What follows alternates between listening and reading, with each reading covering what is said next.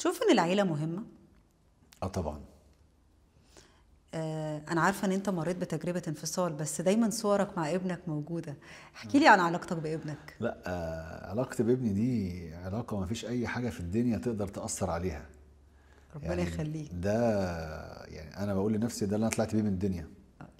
لسه متواجد في حياته. ده كل يوم أنا ابني معايا يوميا، والحمد لله إن أنا مستمر على ده وبعمله بيومي، إن أنا بكون موجود في حياته شبه يومي.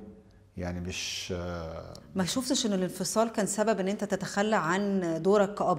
لا خالص، بالعكس، ده زودها معايا اكتر وخلاني اتمسك بالموضوع اكتر ان ابقى معاه. لان في ناس بعد ما بتطلق او بتنفصل بيشوف ابنه مره في الاسبوع او بيشوف بنته مره في الاسبوع. انا ضد ده خالص. انت ابنك او بنتك دول انت اصلا زي يعدي يوم ما تشوفهمش او تطمن عليه او تطمن عليها.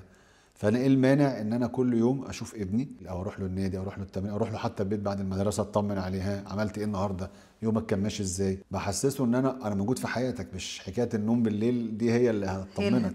انا معاك وبيبات معايا كتير. فانا الحمد لله رب يعني يديني القدره والقوه دي ان انا افضل معاه على طول كده.